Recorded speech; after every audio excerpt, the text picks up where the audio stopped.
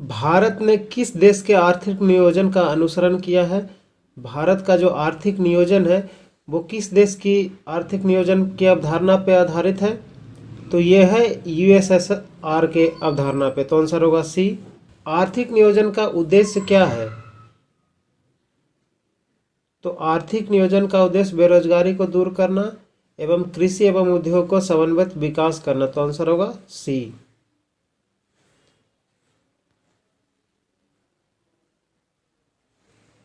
सर्वोदय योजना किसके द्वारा प्रस्तुत की गई थी? तो सर्वोदय योजना जयप्रकाश नारायण द्वारा प्रस्तुत की गई थी। तो आंसर होगा सी। भारत सरकार द्वारा पृथक विभाग नियोजन एवं विकास विभाग कब खोला गया? तो ये खोला गया था 1944 में। तो आंसर होगा सी। भारत में आर्थिक नियोजन कब प्रारंभ हुआ? तो भारत में आर्थिक नियोजन 1 अप्रैल 1951 को प्रारंभ हुआ। तो आंसर होगा सी। भारतीय योजना निर्माण के उद्देश्य क्या हैं? तो भारतीय योजना निर्माण के उद्देश्य जो हैं राष्ट्रीय आय में वृद्धि, आय एवं संपत्ति में असमानताओं को घटाना एवं निर्धनता निर्मूलन। तो ये तीनों हैं। तो आंसर होगा डी। आर्थिक नियोजन विषय है किस सूची का? तो आर्थिक नियोजन समवर्ती सूची का विषय है। तो आंसर होगा सी। भारतीय नियोजन काल का कौन सा दशक कृषि उत्पादन की दृष्टि से सर्वाधिक सफल माना जाता है? तो ये 1980 का दशक माना जाता है। तो आंसर होगा डी। निम्नलिखित में से किसे भारत की अर्थव्यवस्था के विकास में आधारित संरचनागत अवरोध कहा जा सकता है? तो ये अत्यधिक विविधता के वित्तीय संस्थानों का अस्तित्व को कहा जा सकता है। तो आंसर होगा B. Planned economy for India पुस्तक के लेखक कौन है? तो प्लान्ड इकोनॉमी फॉर इंडिया पुस्तक के लेखक एम विश्वेश्वरैया हैं। तो आंसर होगा बी। वर्ष 1944 में श्री मन नारायण ने कौन सी एक योजना का निर्माण किया था?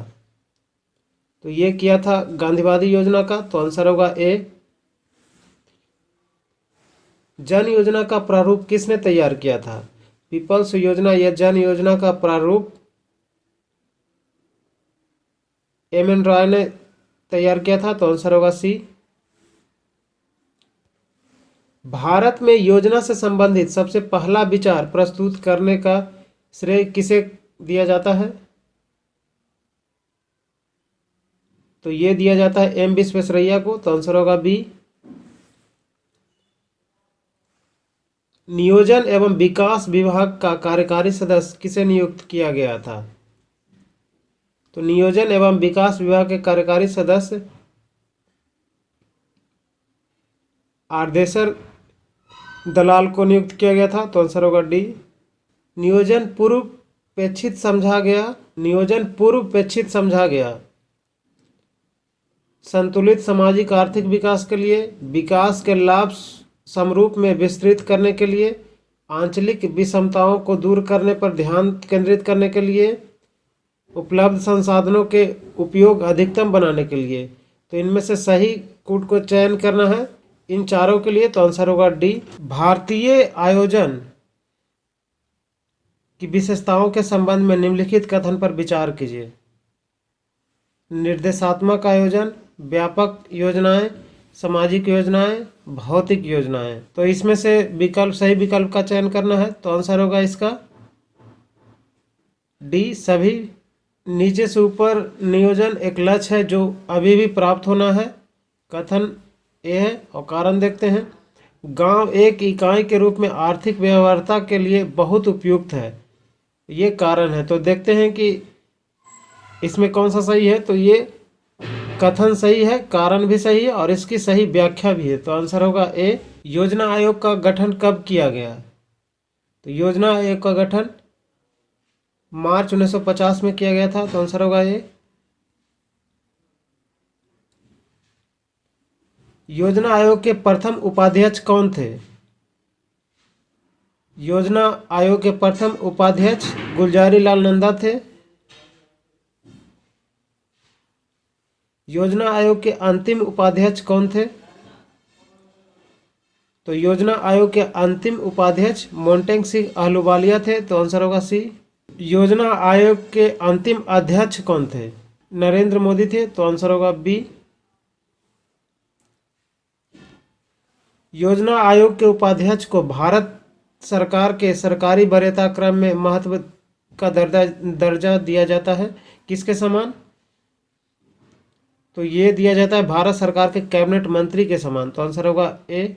भारत सरकार में नीति आयोग की स्थापना निम्नलिखित में से किसका स्थान लेने के लिए किया गया था?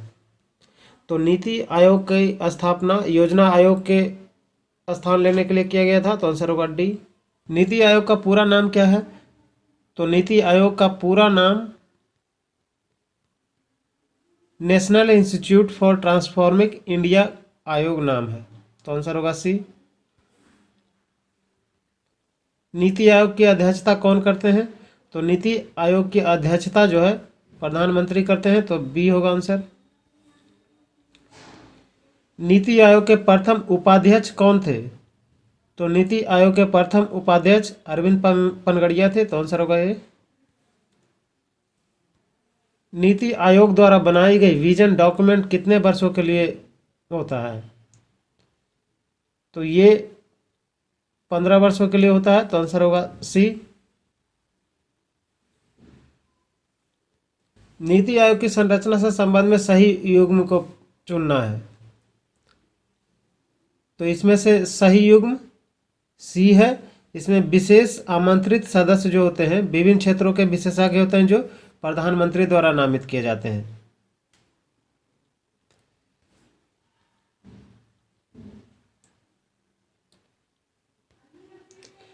निम्नलिखित में से कौन सा कथन नीति आयोग का उद्देश्य नहीं है?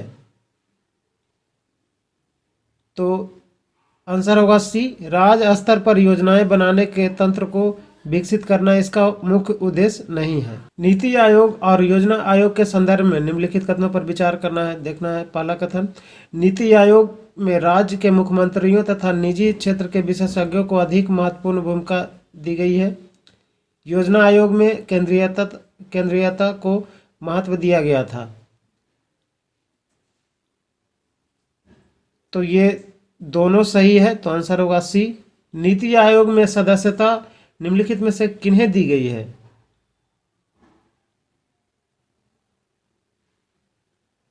तो नीति आयोग में सदस्यता राज्यों के मुख्यमंत्री को और केंद्र शासित प्रदेशों को उपराज्यपाल को दिया गया है। तो आंसर होगा ए। राष्ट्रीय विकास परिषद का गठन किस तिथि को किया गया? तो राष्ट्रीय विकास परिषद का गठन 6 अगस्त 1952 को किया गया। तो आंसर होगा सी। राष्ट्रीय विकास परिषद मुख्यतः संबंध है किससे? तो ये मुख्य रूप से पंचवर्षीय योजनाओं के अनुमोदन करने से संबंधित है। तो आंसर होगा बी।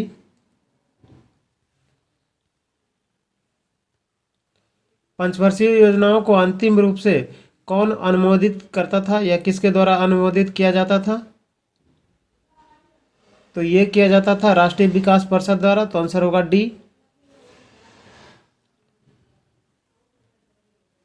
राष्ट्रीय विकास परिषद का मुख्य संबंध किससे होता है? तो ये होता है पंचवर्षीयों के अनुमोदन से। तो आंसर होगा पंचवर्षीय योजनाओं के अनुमोदन से। तो आंसर होगा ए।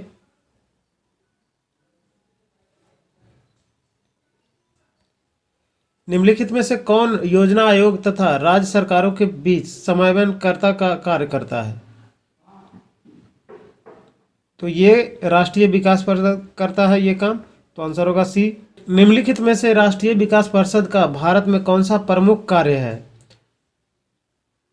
तो ये योजना आयोग के क्रियान्वयन हेतु राज्यों को संसाधनों एवं प्रयासों को गतिशील करते हैं। सभी महत्वपूर्ण क्षेत्रों के समान नीतियों का विकास करना तथा देश के सभी क्षेत्रों को संतुलित विकास को सुनिश्चित करना, ये तीनों काम है राष्ट्रीय विकास परिषद के। तो आंसर होगा डी। राष्ट्रीय विकास परिषद के संबंध में निम्नलिखित कथनों पर विचार कीजिए। श्री के संथानम इस परिषद को सर्वोच्च मंत्रिपरिषद यानी सुपर कैबिनेट की संज्ञा दी है। राज्यों की भूमिका होने के कारण इसे सहकारी संघवाद का सर्वोत्तम उदाहरण माना जा सकता है। इनमें से कौन सा प्रयोग सही है, कौन सा कूट सही है? तो ये दोनों कूट सही है, तो आंसर होगा सी। जनता आयोग के संबंध में निम्नलिखित कथनों पर विचार करना है। यह योजना रूसी योजना से प्रेरित है। इसमें सामूहिक तथा सहकारी खेती पर बल दिया गया है। यह योजना ब्रिटिश योजना के अनुभव से प्रेरित थी। इसमें भूमि के राष्ट्रीयकरण की सिफारिश की गई।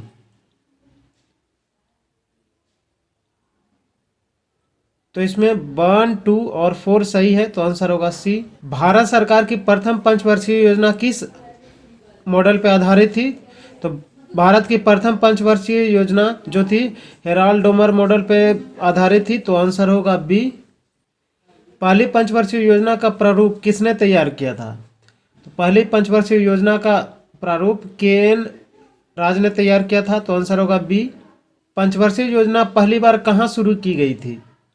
तो पंचवर्षीय योजना पहली बार यूएसएसआर में शुरू की गई थी, तो आंसर होगा बी। भारत की पंचवर्षीय योजना प्रणाली को रूस से अपनाया गया था। उस रूस नेता का क्या नाम था जिसने पहली बार रूस में पंचवर्षीय योजना के दृष्टिकोण को लागू किया था? तो ये किया था जोसेफ स्टालिन ने, तो आंसर होगा बी। द्वितीय पंचवर्षीय योजना किस मॉडल पर आधारित थी? तो द्वितीय पंचवर्षीय योजना महालनोबिस मॉडल पर आधारित थी, तो आंसर होगा डी। भारत में योजना का प्रारंभ वास्तव में द्वितीय पंचवर्षीय योजना से हुआ। भारतीय योजना के वास्तुकार कौन थे? तो भारतीय योजना के वास्तुकार पीसी महालनोबिस को माना जाता है, तो आंसर होगा डी। द्वितीय पंचवर्षीय योजना अवधि में स्थापित 3 लौह संयंत्रों में से कौन शामिल नहीं था? तो ये बोकारो स्टील प्लांट शामिल नहीं था। बाकी तीनों दुर्गापुर, भिलाई और राउरकेला शामिल था। द्वितीय पंचवर्षीय योजना में किस क्षेत्र के विकास पर सर्वाधिक बल दिया गया? तो द्वितीय पंचवर्षीय योजना में मुख्य रूप से उद्योग क्षेत्र के विकास पर सर्वाधिक बल दिया गया था।